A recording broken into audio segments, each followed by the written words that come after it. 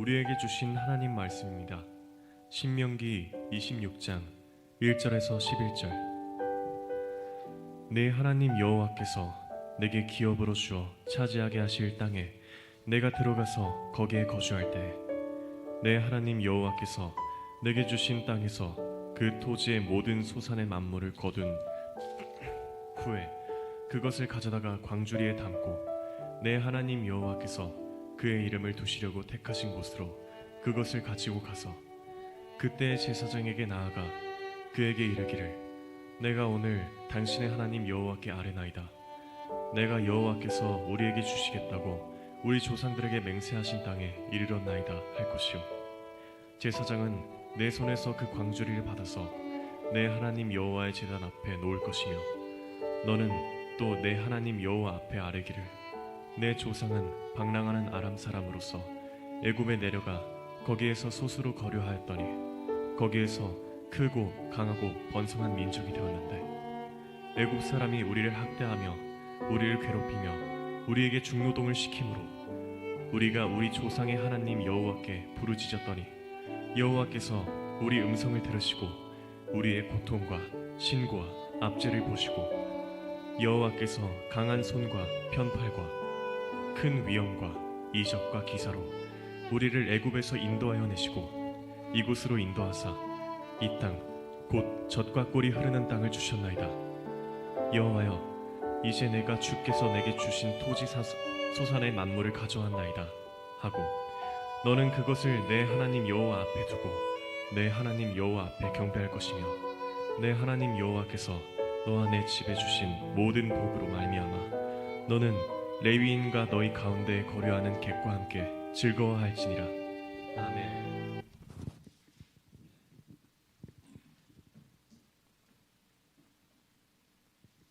할렐루야, 할렐루야.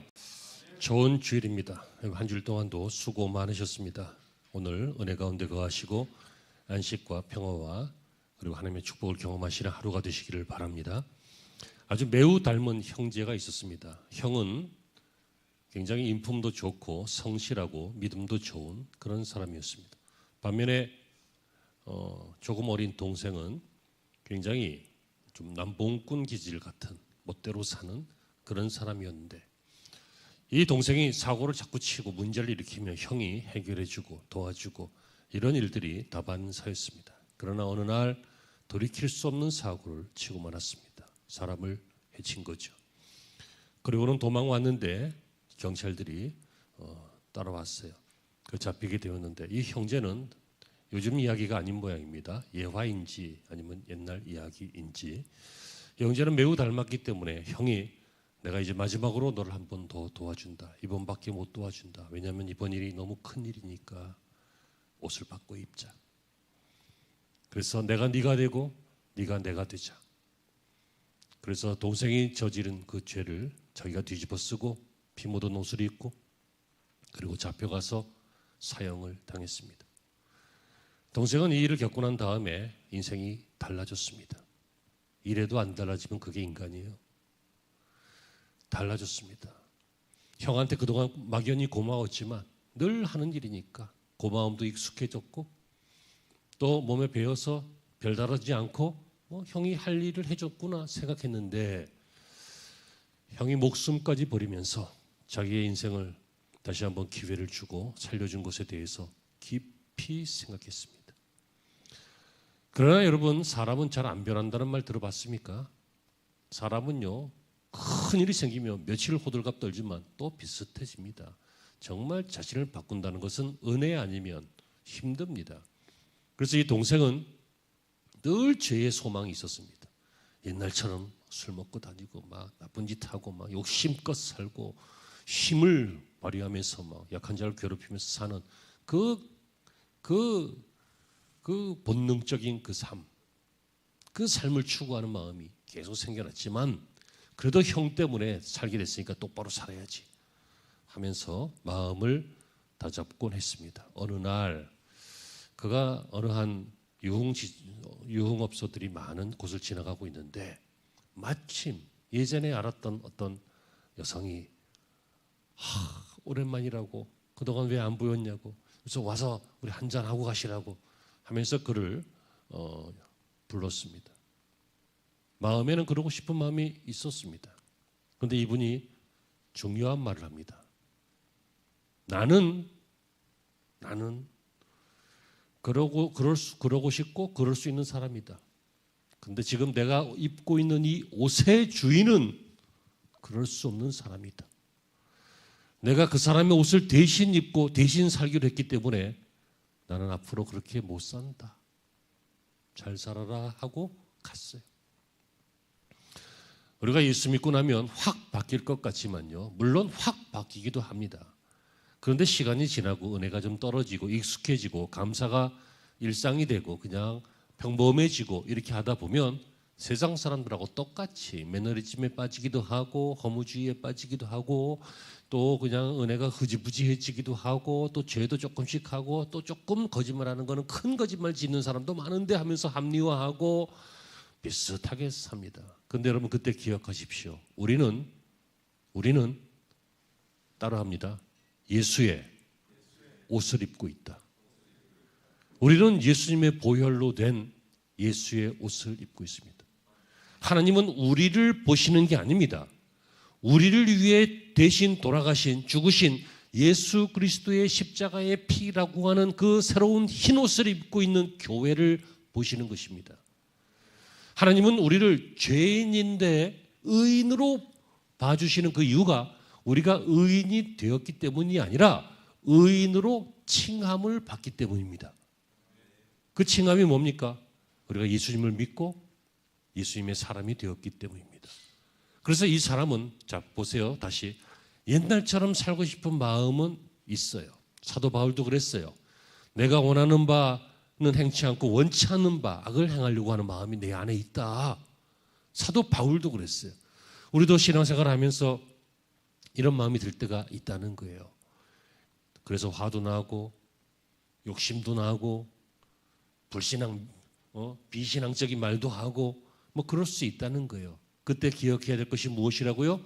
나는 하나님이 의로운 자로 봐주는 예수의 옷을 입고 사는 사람이다.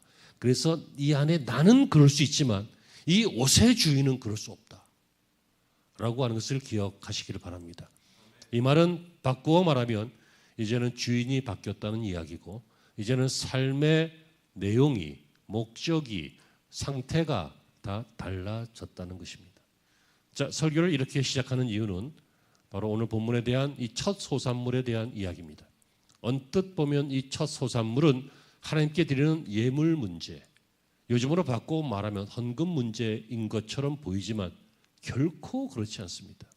이것은 하나님의 사람으로 변한 사람들은 어떻게 살아야 되는지, 어떤 자세와 어떤 가치관과 어떤 것을 우선순위해야 되는지를 우리에게 전해주고 있는 것입니다. 그래서 이 말씀은 신명기서에 이 율법을 우리에게 전하고 있는 이 신명기서의 1절에 내 하나님 여호와께서 내게 기업으로 주어 차지하게 하실 땅에 내가 들어가서 거주할 때에 아직 안 들어간 거예요. 아직 안 들어간 거예요. 하지만 하나님이 미리 말씀하시는 것입니다. 네가 이제 차지할 땅에 들어가서 거기서 살 때에 이렇게 살아라. 아멘. 그러므로 이 말씀은 목사의 주장도 아니고 성경의 한 역사도 아니고 하나님이 우리에게 기대하시는 새 옷 입은 사람으로 살아라. 종으로 살지 말고 자유인으로 살아라. 세상의 법칙이 아닌 내가 말하고 있는 이 하나님의 말씀으로 살아라 라고 하는 뜻이 담겨 있는 줄로 알고 이 시간 이 말씀을 받기를 바랍니다. 이 말은요, 맥추절을 어떻게 보낼 것인가 그것입니다. 이 맥추절 초실절이라고도 하고 또 신약시대에 이 50일이 지난 이후에 성령께서 이 맥추절 절기에 오셨기 때문에 오순절이라고도 하는 여러 가지 이름으로 불리지만 아무튼 이 가나안 땅에 들어가서 첫 소산물을 얻었을 때 그때입니다. 보리가 익기 시작할 때. 그래서 맥추절이라고 합니다. 여기에 이 첫 소산물 처음 거둔 그 열매를 가지고 제사장 앞에 와서 드리면서 이렇게 하라라고 하는데 이것은 이렇게 헌금해라, 이렇게 예물 드려라 그 말이 아니라 이런 마음과 이런 신앙을 가져라라고 하는 뜻인데 그 첫 번째 뜻은 과거를 고백해라 그 얘기입니다. 과거를 고백해라. 절 보세요. 맥추절도 아닌데 왜 이 설교를 할까요? 맥주절 설교는 다음 주에 할 겁니다. 다음 주 맥주절이니까. 근데 여러분 그 전에 우리는 하나님 앞에 어떻게 나아가야 될지 미리 준비하자는 뜻입니다. 과거를 고백해라. 여러분 뭐라고 합니까? 오늘 본문 5절에 우리의 조상은 유리하던 사람들이었습니다. 그들의 조상 야곱이 저 밧단 아람에서부터 20년을 보내서 정처 없는 나그네 길을 살면서 여러 가지 이방인들에게 위협도 당하면서 고향도 없이 고향 떠나왔으니까 이방인으로 살면서 이렇게 유리하던 사람이었으면 나그네였습니다. 떠돌이였습니다. 그런 뜻입니다. 그런데 그런 우리가 나중에 애굽에서 종살이하게 되었습니다. 나중에 야곱이 소수의 가족을 거느리고 내려가죠. 거기 요셉이라고 하는 자기 아들이 총리가 되어 있었습니다.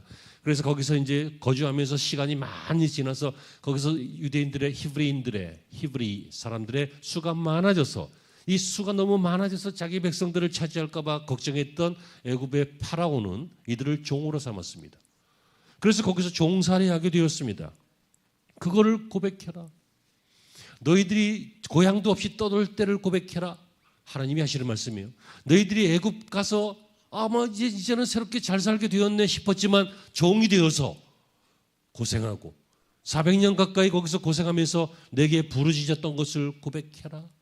그걸 고백하라는 거예요. 이게 무슨 얘기입니까? 그런 너희가, 그런 정처 없이 떠도는 고향 없는 너희가 여기에 정착했고, 종살이하던 너희가 자유인으로 농사를 짓고 자기 생업을 일구는 사람이 되었음을, 그것을 고백하라는 거예요. 여러분, 사람이 언제 불행해져요? 높은 것과 비교할 때 불행해져요. 막 탤런트, 유명인, 스포츠 스타, 저명한 사람, 이런 사람들하고 자기의 삶을 비교하면 불행해요. 스포츠카 타봤어? 타지 마. 너가 나중에 돈을 수십억 벌 거야. 아멘 좀 해봐라 임마. 그래도 스포츠카 이런 거 있잖아. 그러니까 좀 좋은 거는 타도 돼. 안전하고 럭셔리하고 훌륭하고. 근데 아주 그냥 초하이엔드로 가는 그런 거 있잖아. 사실은 그건 난 죄라고 생각해. 왜요? 그걸로 할 수 있는 것이 너무 많거든. 선한 일들이. 여러분, 부귀영화 누리지 말라는 거 아니에요. 할 수만 있거든 누리실 수 있는 인생이 되시기를 축복합니다. 하지만 너무 초하이엔드 있잖아. 하룻밤에 술값으로 수천만 원을 쓰는 이런 미친 짓들, 그런 거, 가방 하나에 1억짜리 그런 거 있잖아. 그런 짓들을 하지 마라. 1억을 그냥 교회로 갖고 와. 아멘을 안 하네. 제가 지금 뻔한 얘기, 좀 추잡한 얘기 하는 거 아니잖아요. 비교가 사람을 이렇게 불행하게 만들어요. 그러니까 여러분 제발 그런 분들은 특별한 인생들이에요. 어느 시대에나 그런 특별한 인생들이 있어요. 그분들을 내 삶하고 같이 이렇게 비교하지 마요. 비교 굳이 하고 싶으면 종살이 때를 비교하라, 그 얘기예요. 오늘 너희들이 지금 이방인으로서 객지에서 위험하게 살았을 그때, 정처 없었을 때, 그리고 애굽에서 종살이 할 때, 그때를 한번 고백해라. 이 말은 뭐예요? 그때와 비교하면 지금 감사하다는 거잖아요. 여러분, 아파서 죽어가는 사람이요, 죽어가는 사람이 제일 원하는 것이 크루즈 타고 세계 여행하는 것일까요? 명품 입고 드레스 입고 백 들고 파티 가는 것일까요? 여러분, 죽어가는 사람에게 제일 소망하는 것은 건강해지는 거예요. 건강한 사람만 보면 부러운 거예요. 그러면 지금 건강할 때 내가 저렇게 죽어갔을 때가 있었구나 하는 것을 생각해라, 고백해라. 그 뜻이죠. 아멘. 그러므로 여러분, 감사는 언제나 할 수 있는 것입니다.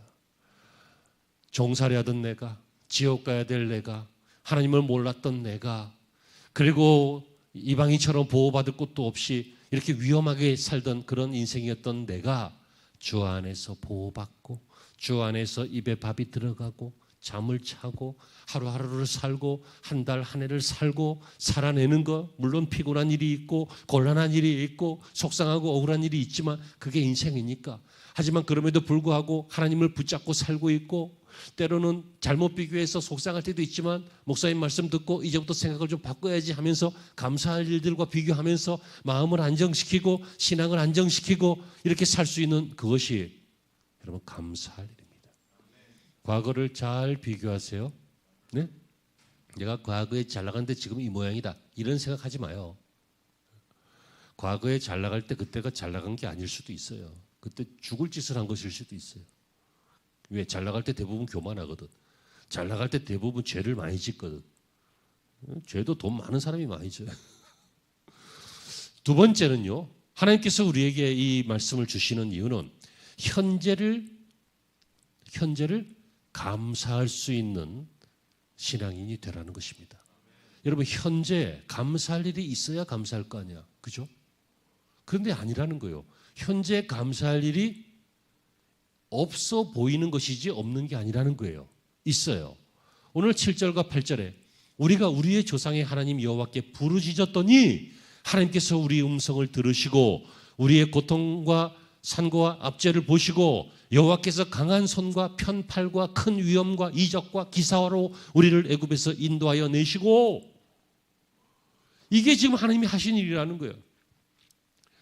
우리 지금 이렇게 살아있는 이유는 하나님이 우리 기도에 부르짖는 기도에 들으시고 응답하셔서 기적을 주셨기 때문에 우리가 있다. 그거예요. 여러분 강한 손과 편팔 하나님의 능력이죠. 큰 위엄과 이적과 기사 이것은 하나님께서 행하신 애굽에서 행하신 10가지 재앙 그것을 말하고 있죠. 그리고 40년 동안 그 광야에서 온갖 은혜를 주셨습니다. 홍해의 기적, 마라의 기적, 만나와 메추라기, 반석의 기적, 불기둥, 구름기둥 수많은 기적을 주셨습니다. 하나님이 여러분들을 구원하신 것이 기적입니다. 어떤 사람들은요 십자가상의 예수님을 그 자리에서 실망감 때문에 저 자식은 사기꾼이구나 이렇게 생각했습니다. 어떤 사람은 야 네가 유대인의 왕이라며 하면서 왕이면 왕관을 써야지 하고 가시로 만든 면류관을 머리에다가 확 눌러 씌웠습니다. 어떤 사람은 네가 메시아면 한번 내려와봐 하면서 거기서 그를 조롱하고 멸시했습니다. 심지어 침을 뱉기도 했습니다. 그런데 어떤 사람은 그 사건이 나의 사건이다라고 믿어집니다. 나를 사랑해서 나를 구원하시기 위하여 마치 도살장에 끌려가는 그 어린 양처럼 그분이 저렇게 대신 죽으셨구나. 내가 하나님의 사람으로 다시 회복하게 하기 위해서 하나님께서 독생자를 보내셔서 저렇게 하셨구나 라고 하는 것이 믿어집니다.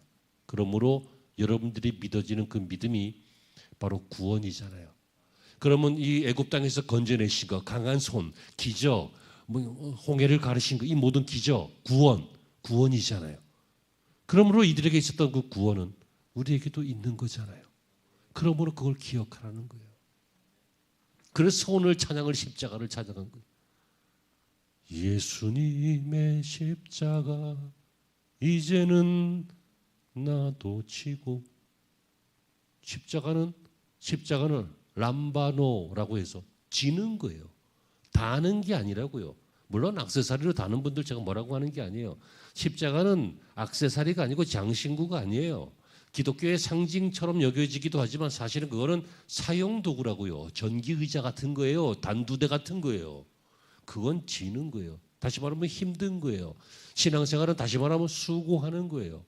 수고할 수 있는 용기와 믿음이 있기를 주의 이름으로 축원합니다. 여러분 그렇습니다. 그걸 생각하는 게 수고하는 거예요. 아, 주님의 십자가가 나를 생각한 것이다. 나를 위한 것이다. 그걸 생각하라는 거예요. 오늘 본문에 유의해야 되는 것인데 오늘 9절에 보시면요. 이곳으로 인도하사 이 땅 곧 젖과 꿀이 흐르는 땅을 주셨나이다 라고 하였습니다. 또 3절에 여호와께서 우리에게 주시겠다고 우리 조상들에게 맹세하신 땅에 이르렀나이다 라고 되어 있죠. 하지만 아직 안 이른 거예요. 아까 읽으셨잖아. 너희가 그 땅에 이르거든 들어가거든 그래서 첫 소산물을 얻거든 거기서 뭐라고 고백하라고요? 옛날 일을 고백하고 또 현재 구원받은 사건을 고백하고 그리고 내가 이 땅에 들어왔습니다라고 고백하라는 거예요. 아직 들어가지 않았는데 그때 들어가게 되면 들어왔다고 고백하는 거예요. 이게 무슨 얘기예요? 하나님의 말씀은 그대로 이루어지기 때문입니다. 여러분들이 뭐라고 기도하셨던지 믿음으로 기도하셨다면 이루어질 것을 믿으시기를 바랍니다. 하나님께서 하실 일을 우리 마음의 소원으로 두신다고 했어요. 여러분의 마음속에 있는 소원이 여러분만 위한 것이 아니라 여러분과 다른 사람들도 위하고, 여러분과 다른 사람들만 좋은 것이 아니라 여러분과 다른 사람들과 하나님께 영광이 된다면 믿으시기를 바랍니다. 큰 꿈을 가지시기를 바랍니다.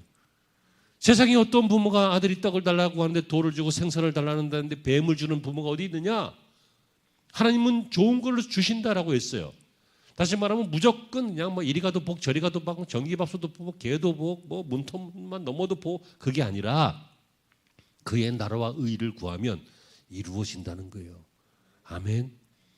그러니까 여러분, 오늘 본문을 유의해야 되는데 이게 뭡니까? 현재를 감사하라, 이 말은 믿음으로 살아라 그 얘기죠. 하나님을 좀 믿고 살아라 그 얘기예요. 현재를 좀 믿으라는 거예요. 현재 아직 그 땅에 안 들어갔지만 하나님께서 네가 그 땅에 들어갈 때 이렇게 고백해라. 들어왔나이다. 주셨나이다. 열조에게 약속하신 땅에 이르렀나이다. 라고 반드시 얘기해라. 응답 받았으니까 고백해라. 들어왔네? 들어왔나 보다. 이게 아니라 약속대로 된 것이다. 바램대로 된 것이다. 말씀대로 된 것이다. 이것을 그때 고백하라 그 얘기예요. 그러므로 여러분, 맥주절의 의미는, 또는 감사절의 의미는, 혹은 또 우리 일상생활의 의미는 뭡니까? 하나님께서 내게 하신 일들을 내가 현재에 믿나이다 라고 고백하는 것입니다. 과거에 믿음이 있었으면 뭐합니까? 지금 안 믿으면 무슨 소용이 있겠어요? 내가 앞으로 믿어보겠습니다. 앞으로가 있을지 없을지 어떻게 알겠어요? 지금 믿는 것입니다. 아멘이 되시기를 주의 이름으로 축원합니다. 그때 여러분, 사람들은 마음으로는 믿고 입술로는 아멘하기 쉽지만 행동으로 그것을 증명하기는 조금 더 노력이 필요합니다. 그 행동으로 증명하는 것이 무엇입니까? 하나님 앞에 그것을 내가 과거를 고백했어. 우리가 종으로 살았지만, 방랑자로 살았지만 이제는 거주민이 되었고 자유인이 되었고 농사짓는 사람이 되었습니다. 그리고 내가 지금은 이 땅에 약속대로 들어왔습니다. 현재는 하나님의 말씀대로 이루어졌습니다. 내가 믿음으로 살 것을 하나님이 기대하고 계십니다. 근데 그렇게 살겠습니다 라고 하는 것을 어떻게 하라고요? 증명하라는 거예요. 증명해라. 사인해라. 문서를 만들어라. 각서를 써라. 사진을 찍어라. 그런 거 있잖아요. 그래, 말은 그래.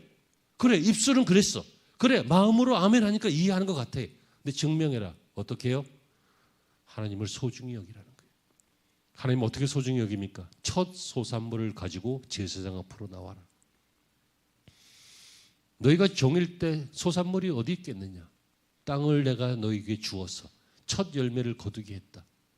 너희를 위해서 준비한 거다. 하지만 그것을 광주리로 가지고, 첫 소산물의 광주리에 담아서 내게로 가지고 와라. 그것은 주로 제물이기 때문에 태워드릴 것입니다. 거기에 포도주를 붓고 태워서 향을 올린 다음에 거기다 포도주를 부어서 또 향을 올리고 하는 여러 가지 종류의 제사로 그것은 다 없어질 것입니다. 여러분, 사람들은요, 없어질 것 하면 다 중고 갖고 오죠. 네? 그냥 대충 쓸 거, 이런 거는 싼 거 쓰죠. 근데 여러분, 가인과 아벨의 제사에서 느낀 것은 무엇입니까? 하나님께서 중요하게 여기는 것은 싼 거, 중고, 뭐 시덥지 않은 거 한번 쓰고 버릴 것이 아니라 첫 소산물이라는 거예요. 첫 소산물. 감격, 기쁨, 의미 있는 것, 중요한 것, 내 것 같지만 하나님이 주신 내 것. 그래서 이것을 하나님의 것으로 인정할 수 있는 것. 그것을 하나님께서 가지고 오라고 하는 것은 하나님이 배가 고파서가 아니고, 하나님이 그 곡식이 필요해서가 아니라 하나님을 구원하신 하나님, 약속대로 현재에 이르게 하신 하나님으로 인정하라는 거예요. 입으로 인정하는 건 누가 못합니까? 마음으로 아멘하고 공감합니다 하는 건 누가 못합니까? 하지만 그것을 증명하기 위해서는 조금 더 희생과 수고가 필요한 것입니다. 예전에요. 아이들이 학교 졸업하고 첫 번째 직장에서 첫 월급을 타면 흔히들 엄마 속옷을 사왔습니다. 빨간 내복. 기억나십니까? 돈이 제일 좋습니다. 근데 빨간 내복을 사왔어요. 그게 뭡니까? 엄마 감사해요. 그 얘기죠. 어린아이인 우리를 키워서 어른 돼서 드디어 사회인 만들어서 이렇게 돈 버는 사람이 되게 해주셨어요. 그래서 첫 월급으로 엄마에게 선물을 드려요. 그런 의미잖아요. 그러면 여러분 평상시에 선물했을 겁니다. 그리고 앞으로 살아가면서도 많은 선물할 겁니다. 하지만 그 촌스러운 빨간 내복은 평생 잊지 못하는 거잖아요. 의미 있잖아요. 여러분들은 사시면서 살아가시면서 하나님께 첫 번째 것을 무엇인가를 들어본 적이 있으십니까?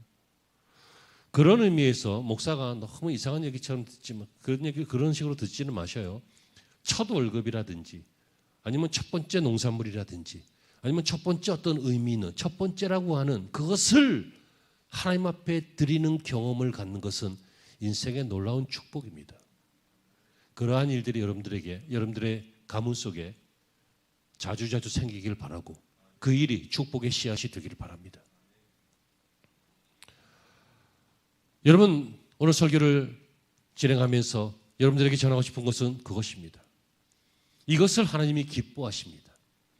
오늘 10절 하반절에 너는 그것을 내 하나님 여호와 앞에 두고 내 하나님 여호와 앞에 경배할 것이며 여러분 이 행위 자체가 하나님을 경배한다는 것입니다. 하나님을 경배합니다. 하나님을 소홀히 여기지 않습니다. 바쁘면 못 오고 헌금도 뒤져보다가 뭐 이렇게 봐서 이게 왜 10,000원짜리만 있냐? 1,000원짜리 없나 하고 이렇게 1,000원짜리 찾고 그런 게 아니라 그냥 우리끼리 그냥 솔직히 얘기하는 거야. 그러는 것이 아니라 천주교가 왜 천주교인지 아세요? 천주교 신부님이 와서 한탄하면서 얘기하더라고요. 교인들이 다 1,000원씩 헌금을 해서 천주교래. 신부님이 그런 거 막 속상해하더라고요. 그랬더니 목사님이 뭐라고 했다고 하던데 그 얘기가 더 웃기게 생각이 안 나다. 생각나면 나중에 얘기해 줄게요.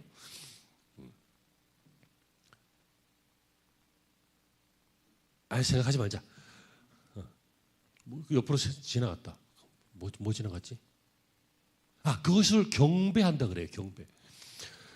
그 행위 자체가 우리가 하나님 앞에 과거를 기억하고 현재 이루어진 약속을 기억하면서 이것을 내가 마음으로만 새기고 입술로만 고백하는 것이 아니라 삶의 일부를 구별해서 희생해서 또 헌신해서 하나님 앞에 이렇게 드리는 이 행위를 이것을 하나님은 경배를 받으신다.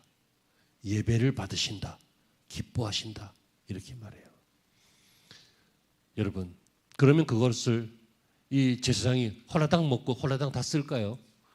그렇지 않습니다. 제사장은 제사장이 일부 쓰기도 하지만 이것은 11절에 내 하나님 여호와께서 너와 내 집에 주신 모든 복으로 말미암아 너는 레위인과 너희 가운데 거류하는 객과 함께 즐거워할지니라.